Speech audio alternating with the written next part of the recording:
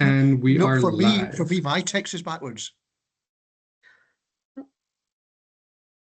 Good afternoon, everybody. Welcome to the Rural and Business Management Online Open Day. Today we're going to look at what it's like to study rural business management at Scotland's Rural College. So just to introduce ourselves, my name is Rachel Stark. I am the programme leader for Rural Business Management at our Aberdeen campus. And I'm Bill Mackay. I'm the programme leader at our campus at Barony, just outside Dumfries. So hopefully what you'll get out today is get a little bit of an idea of how the course is structured, what we teach, and what you can expect if you join us at any of our rural business management campuses to study in the next academic year. As you can see from the slide in front of you, we offer the course at multiple locations. It is the same content and the same teaching method you'll experience at every campus, so there's no variation there, but we're offering the course at our Craveston campus in Aberdeen, which you can see in the top right of the photo there, in our campus in Edinburgh, in the city centre at King's Buildings, which is down in the bottom, and as Bill has already said, our Barony campus is located near Dumfries. So, SRUC, who are we and what do we do? What's our purpose? Well, we have three main functions: education, research, and consultancy. So education is what you're on today to find out about, I guess. You know, we teach students courses: rural business management, agriculture, sports, science, environment, veterinary, equine, and horticulture. But what marks us out, I think, is our other two streams. We have a huge research element. We're highly respected across the UK and the globe for our research. Now, a lot of that research is about making crops grow higher and animals fitter, but other research is about the rural economy. We're a partner of government. So right at this moment in time, there's SRUC researchers investigating rural business trends, factors in the growth of the economy, etc. And that makes us a knowledge-driven institute. So if you come to study with us, when you are in a classroom, you won't be looking at some dusty old book from 2019. You'll be using papers which were produced last month. So that makes us current and knowledge-driven and enhances the experience. And then there's a consultancy. SRUC has the biggest consultancy business of any university in the UK. Now, the consultants, sometimes we call them advisors. They're people who are employed to help rural businesses grow their businesses. Now, once again, some of those consultants are agricultural consultants. They help businesses with crops and animals and so forth. But other consultants help with cash flow, how to conduct a social media marketing campaign, how to employ people legally, how to not employ people legally. And those consultants, they come from rural business management. And we'll show an example later on in the presentation, but it's a career that is a direct pathway from the degree. So that's a possibility as well. So in terms of what you'll be learning on the course, it is fundamentally a business course. So you're going to see the disciplines that you'd expect to find in any other business degree. You will study finance and marketing, contract and employment law. There will be a big focus on entrepreneurship, business creativity and innovation, HR, economics, things like research skills and leadership as well. You'd expect to find that in any business degree. But what is unique about the rural business management degree is its specificity. It is designed and tailored to focus on the rural environment. So that covers a really broad plethora of industries as well. So those are things like agriculture, obviously, but also food and drink, tourism, the need to keep rural communities buoyant and vibrant, rural economics, the challenges that are facing the rural sector and the rural economy in the years to come. Rural business management students are going to be solving big problems in the future. How do we feed the growing population? How do we do it in a way that ensures food is affordable and safe for consumption? How do we do it in a way that keeps our rural communities buoyant and vibrant and a place that actually is a place that young people still want to work and live? It takes all of these elements and we put them in a vocational and rural context. And we're very, very big on contextualization at SRUC. So we don't just sit in classrooms. Now, that's going to be a big part of how you learn, obviously, but it's not wholly classroom based all of the time. You will have a huge amount of theory, but it's all very, very much embedded in context as well. So we work really closely with a huge network of rural businesses in our various locations. And we like to get students out and about, seeing how what we teach you applies in the real business world, how people are taking those theories and actually making them a practical reality. And we visit huge varieties of businesses from, food and drink manufacturers, rural hospitality providers, distilleries, farm businesses, cooperatives. We get guest speakers from the Scottish Government. Our third years at the moment doing their rural economics module are actually benefiting from listening to a government advisor who was involved in the negotiation of the Brexit deals. This is somebody who is as close to the topic as it is possible to be. So we always make sure you're not just getting the pure theory, but also the reality of it, how people are making this happen in the real world. And it's something students tend to be very, very positive about. It's also a great method of networking as well. You get to be out and about speaking to business owners, to people in the sector, people in industry, making a bit of a name for yourself and potentially carving out future career pathways as well.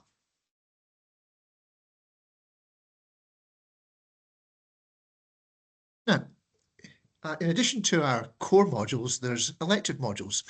In a degree course, some things you have to do, other things you have choices about what type of modules you're going to take. We call those elective modules. And our elective modules are all connected to industry accreditation and career pathways. Now, if I was going to give a prospective student any advice, it would be take a course where when you graduate, you are something. You're an accountant or a plumber or an electrician or a lawyer, but at the end of the day, you're not someone with a generic business degree. You're leaving with extra accreditation, so you've got a smooth pathway into a fulfilling career. Now, our main accreditation is with RICS, the Royal Institute of Chartered Surveyors. And that pathway, you do specialist elective modules, which give you professional exemptions. And at the end of your degree course, you apply for jobs with companies such as Savills and Galbraiths, and you become a trainee graduate, a rural surveyor.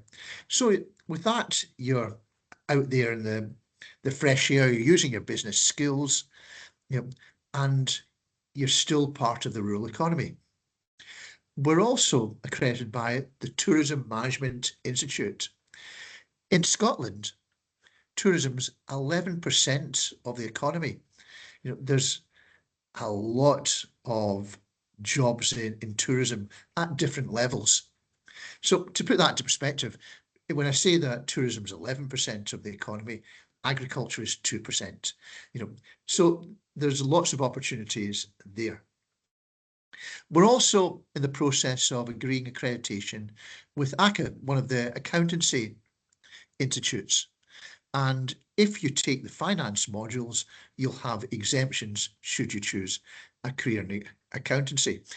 In fact, one of our students just today has been offered a graduate accountancy job with one of the regional accountancy companies based on our finance modules. And all of our students leave with a membership of the Chartered Institute of Marketing. So it's more than just the modules. When you leave, particularly with the RICS pathway, you're well on your way to a professional career that'll provide, a good, solid job with good prospects. And just to clarify, when Bill's saying exemptions, it effectively gets you a head start towards further professional qualifications. So if you were studying for as a land agent, what they call the APC exam, having that RICS accreditation from SRUC gets you further down the line than somebody who was going in and just starting from scratch. Our courses are all connected to the natural environment and the rural economy. It's not just what we might call pure business. It's very, very integrated with agriculture, with the management of the countryside, with the rural economy. And the fact that you will be potentially sharing some of your classes with agriculture students, with wildlife and conservation management students, really emphasizes that kind of symbiont nature of the rural sector. We're all reliant on each other in terms of making the whole sector buoyant. So our courses allow you to follow pathways into very, very good, well-paid careers. Our graduate employment statistics are excellent. I know, certainly speaking for last year, all of my graduating students were on the RICS accredited pathway, and I was contacted by employers in round about May asking if I had any graduates left, because they were looking to fulfill jobs, but all of my departing fourth years had already secured careers, and that's not uncommon. We get access to graduate schemes very early on in the year through our partnership with RICS. And as Bill says, it's very, very common that we see students go to places like Savills, like Galbraith's, but not just the traditional land agencies, also more connections with utilities and renewables as well. SSE have been actively involved in recruiting more land-based graduates because of the huge amount of work that needs to be done across Scotland, and for the past several years have taken a couple of departing SRUC graduates as well. So I'll let Bill just talk you through a little bit more about the pathway into chartered rural surveying. If it's something you're thinking about doing, then you're hitting a sweet spot. There's a demographic time bomb at the moment. With the baby boom coming up to retirement, for the next 10 years, surveying companies are desperate for our graduates. And one thing that drives them towards us is that we're the only undergraduate course in Scotland that allows exemptions, has that RICS rural pathway. So what is a rural surveyor? A rural surveyor specialises in managing and valuing rural land and properties. They assess the value of agricultural land, estates and properties, helping clients understand their assets' worth, for sales, purchase, or taxation purposes. So you're using your integrated business skills at all times. You're negotiating contracts. You're negotiating something called way leaves. If you see a motorway being built across farmland, someone has to value that farmland, negotiate the contract for access. That's probably an SRUC graduate that's doing that job. So, and always at the forefront of our mind is the environmental factor. Our sustainability is right at the top of our agenda, and our surveyors, our graduate surveyors, take that responsibility as being a custodian of the environment very, very seriously indeed.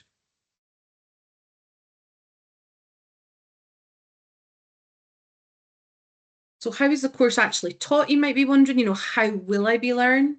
As we've already said, it involves a lot of field trips, but also things like attendance of conferences, industry events, study trips in Scotland and further afield. We'll come on to our international study tours in a little bit. And the course is very much designed around active learning. And what that means is we don't just learn by repetition. It's not just a case of regurgitating our lecture slides back at us. Our assessment strategy has very much been designed to be industry focused. We've just been through a process a couple of years ago where our degree was revalidated, and we did that in very close consultation with industry, where Bill, myself, and some other members of staff went and spoke to industry and essentially said, what do you want from a graduate? What kind of skills do people need to have to succeed in the modern industry? And we took their feedback and we designed our assessment strategy around that. So you'll be working on case studies, on mock client reports. At the moment, a business development module I teach in third year, my third years are working on a live business project with a business who's come to us and said, I need a marketing strategy. I need a means to research potential competitors and develop a new strategy to gain a competitive advantage. And the students are working on that for that business. So this is real live project. You can see that we do have some online content that is reflective of the way most institutions are going now, because hybrid workplaces are going to be what the reality is going forward. We've had that change through the pandemic, and it's becoming increasingly clear that hybrid workplaces are going to be the norm. So you will learn that experience, that online etiquette, that online engagement, and have those skills for going into the workplace. So the amount of face-to-face and online content shifts slightly. The first 2 years are mostly face-to-face with the occasional online module. In the third and fourth year, where we have more specialist electives and share the expertise, you might find about 25% of engagement is online.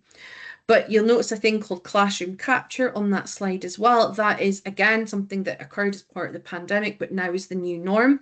We record all our teaching for multiple reasons. For accessibility, for students who might have additional support needs, it allows them to watch it back, to go over bits that they might have missed, so they don't have to worry too much about trying to write everything down verbatim in class. For students who miss due to absence or illness, it lets them catch up rather than miss out. And it's a very good revision mechanism as well. Couldn't find the word I was looking for there. A good topic mechanism for revision.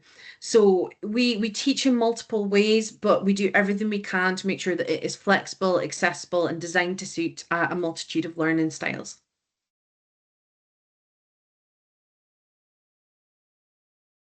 Now, different students prefer to learn in different ways. We call that learning preferences. And there's nothing inherently wrong with preferring to learn from sitting reading a book or being at the computer screen. But as Rachel was saying, that's not the way we teach. If you've ever done business management at school, or perhaps done an HNC or an HND at an FE college, it's almost like Lego bricks. You have a business plan, and then you do your marketing plan, and you sort out your supply chain, and somehow profit pops out the top. Real life ain't like that.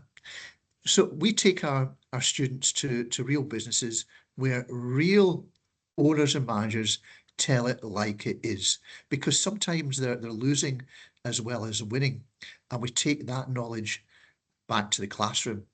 I think Rachel's the same as me. We're never happier than we're heading off in a minibus with a coach load of students, because school, the way that school is taught, ain't for everyone. It wasn't for me, but being out there learning through doing is our method of teaching, and it works so well from us. Some of the slides that just went past there were of some of the trips, and even last week I teach finance, and that can appear to be a little bit dry, a little bit dusty to people who don't know the subject. But even there, we've got the students out. We took them to Barclays new campus, 8,000 people employed in this state-of-the-art, almost sci-fi environment on the Clyde side. And there they did, that's it there, with Barclays experts, real case studies based on real businesses. and produce solutions for those Barclays finance experts. We're not a course to go on if you don't like being on a minibus, you travel sick. We're out there all the time. There's a slide a couple before which just looks like an enormous empty reservoir. And it's one of the places we take the students to is it's a trout farm, and there's 1 million trout there. It stretches on for miles and miles and miles, and it's a great introduction to business. They buy little fish and they pump them full of feed to make them big fish, and they sell them to supermarkets. If you buy trout from a Land's End to John O'Groats, doesn't matter what supermarket, it could be Waitrose, it could be Aldi, it comes from that bit of water. And so the students are out there on the water, they're on the rafts, they're jumping onto the cages, they're putting some feed into the cages and seeing all these trout rise, but they're also learning about business. Now, trout, a lot of people don't buy trout on a week-to-week basis, so they had to reimagine their product. And if you ever watched an American film and they're fishing, and they've got the flies and the bush hat type thing, they're fishing for steelhead, these great big enormous trout that have a brand of their own. So now in that water, it's full of steelhead trout, which they've marketed successfully, and they're actually exporting these trout back to America. So they're learning about finance, they're learning about marketing, and the thing is, they're cold and they're wet, but they're active, they're with their friends, and they're doing something energetic, and they're having fun, and that enhances our learning. It's I can't emphasize enough just how enjoyable and how important the trips are.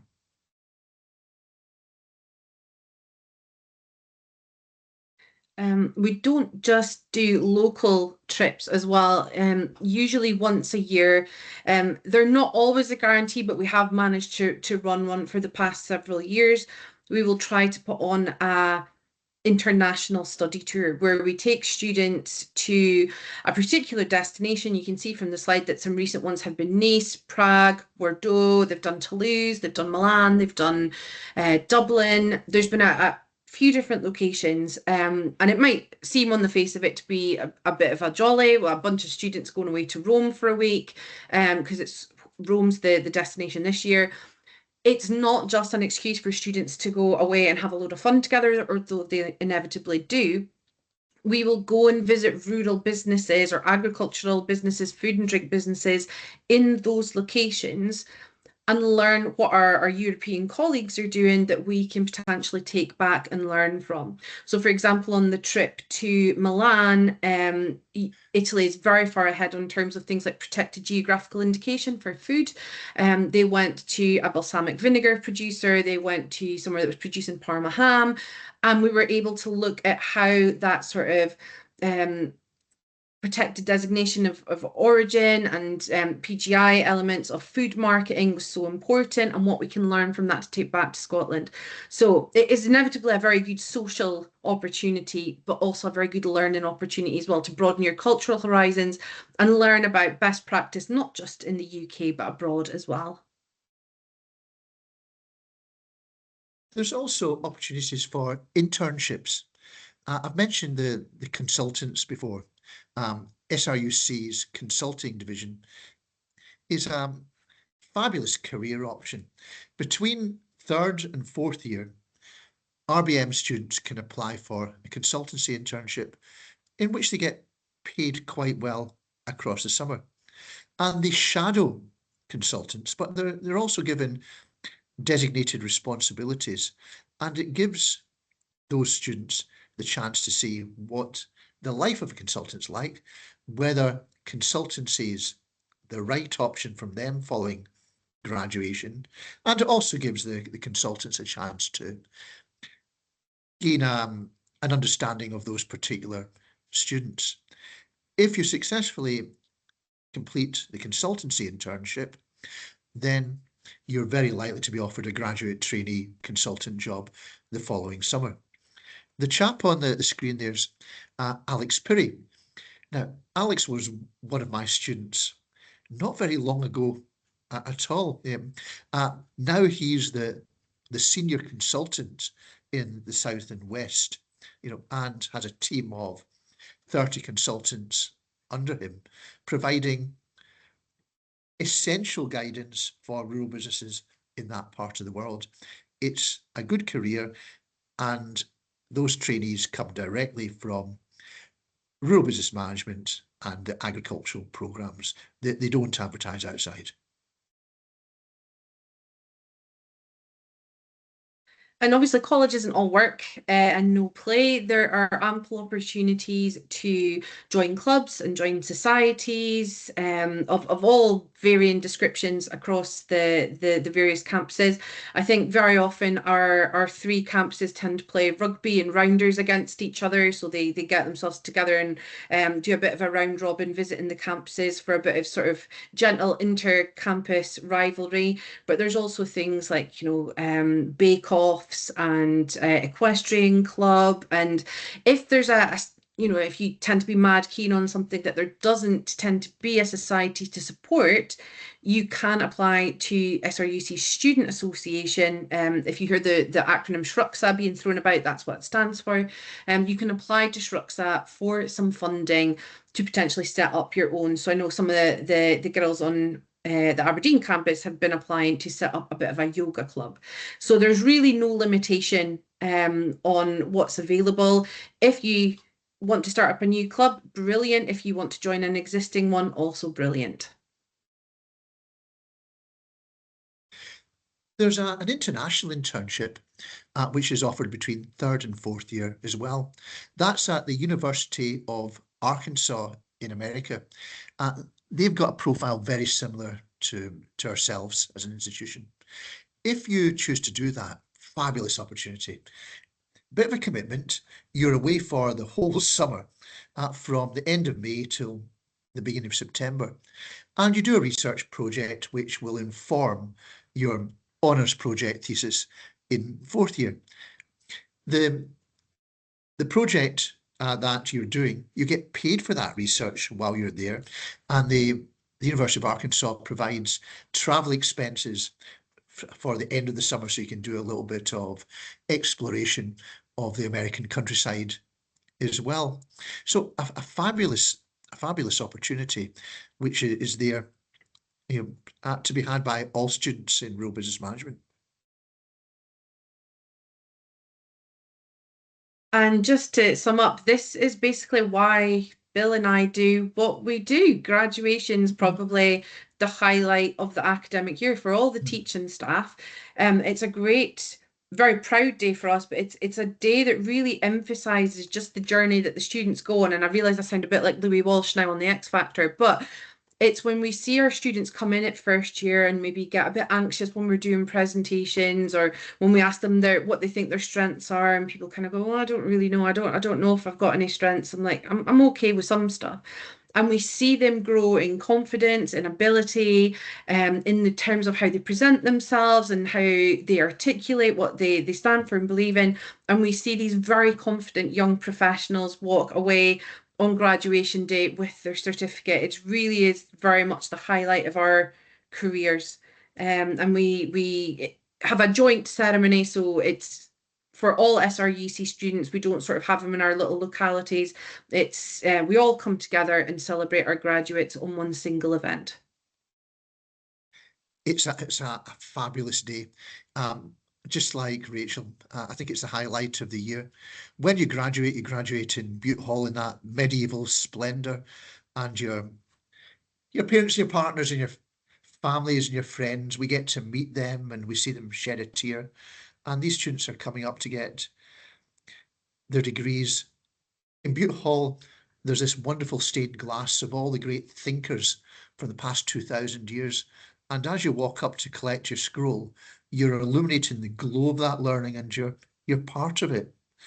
And then the piper leads you out of Bute Hall, and there's a thing called the academic parade, where everyone in the finery walks around the quadrangle and you get photographed there, and then it's into the cloisters for prosecco and strawberry tarts, etc.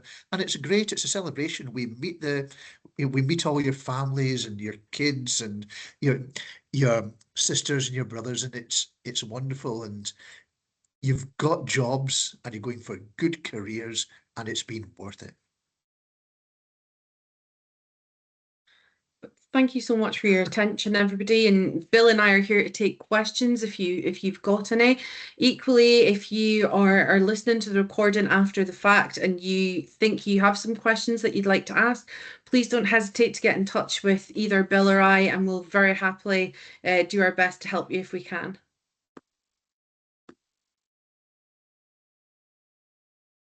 Okay, thank you, Bill. Thank you, Rachel. That was fantastic. We've had a couple of questions trickling through that. First and foremost, are there any charges for the trips, the study trips?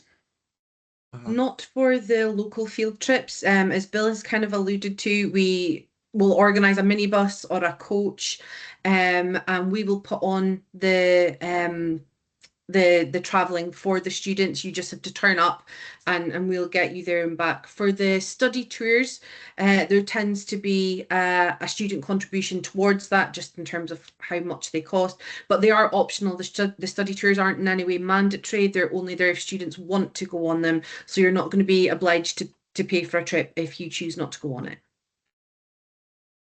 Fantastic. We've also got, upon graduating, are there any postgrad opportunities? Several opportunities. We've now got a whole suite of master's courses in a variety of business, and our master's courses are available online or in person. The master's courses are, the business ones are run out of the Aberdeen campus and the Edinburgh campus. So you can be in-class master's studying as a regular student, but we have online options as well. Okay.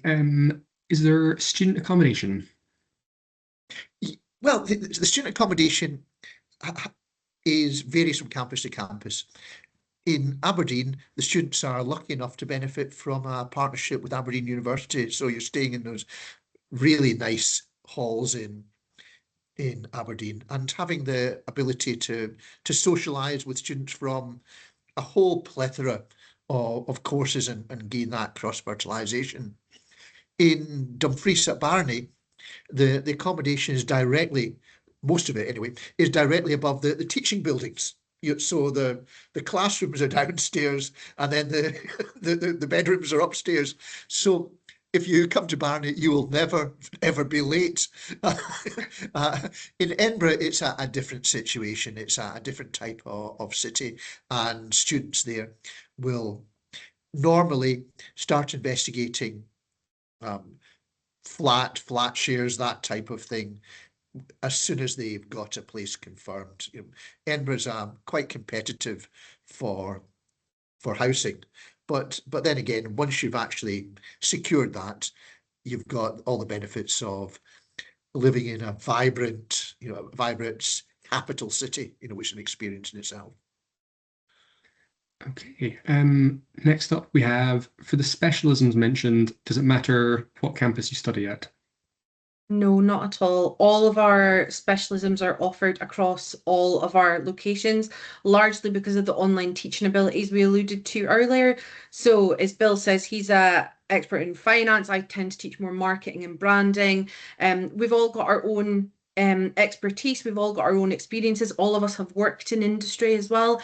So if it's a module that I am delivering, but is obviously being offered in Edinburgh and Dumfries, the students join the class online, and vice versa. My students will join Bill's class online as well through our virtual classrooms. Okay, and the last question I have here, and if there are any more that you're sitting on, do pop them in the chat. Last one I have at the moment is, what kind of assessments and exams are there? We have a wide variety of assessment tools. However, we've moved away from sit-down memory exams. We don't have any exams as such in third or fourth year. There's a range of assessments from reports, essays, presentations, poster assessments, simulations.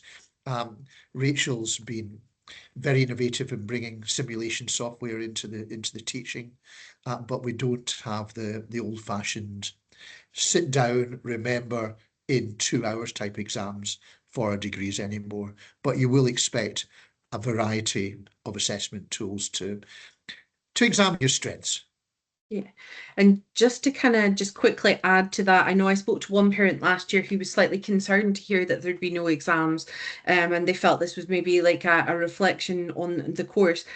That's the direction that a lot of academic research is going in, and they feel that actually just examining students on what they can remember in a set time period isn't necessarily reflective or indicative of their strengths. And when we went through that revalidation process I mentioned earlier, when we spoke to industry, that was the feedback we got from industry. Students being able to remember a whole host of things in 2 hours doesn't really indicate their suitability for a job. But the things that Bill's just spoken about, writing reports, doing presentations, drafting mock client letters, managing a virtual business and making evidence-led decisions, these are skills that have real demonstrable value in the job market. So taking out exams, it's not because we've tried to be sort of trendier, we've tried to make it easier. It is still as challenging as any other business degree, but we're assessing you in a way that makes you more employable. Our external examiners, people from outside our course who regulate the quality of our course, suggest that the professionalism of our reports is above industry standard. Fantastic. I'm just going to want to refresh. Oh, we have one more question. It is, I'd be a mature student. Do you have many mature students on the course? And could I gain advanced entry into second year? There's a whole range of ages on the course. There's obviously school leavers at 17, but there's all sorts of change of lifers. And that demonstrates the nature of society, that people are suggesting they're going to have 12 careers sometimes in their life. You can get advanced entry into the course, and it depends on a number of factors. If you've got a business HND, for example, from an FE college, then you'll go direct into our third year. If you've got a qualification such as an HNC, and you're wanting, which is a first year level, and you want straight entry into our second year, depends on what you've done. However, we've got a suite of modules called the business bundle. And if you don't quite have enough business, perhaps you've done a different type of course that still has transferable skills, then you can do our business bundle across the summer and gain direct entry into the next level following that. Okay, fantastic. Well, I believe that's all the questions we have today. So thank you both for your time, and thanks to all the attendees that we've had. If you have any questions, please do get in touch. We're always happy to take a call or respond to an email. So, Bill, Rachel, thank you for today. Thank you very much to the attendees for joining us. Thank you very much. Bye-bye.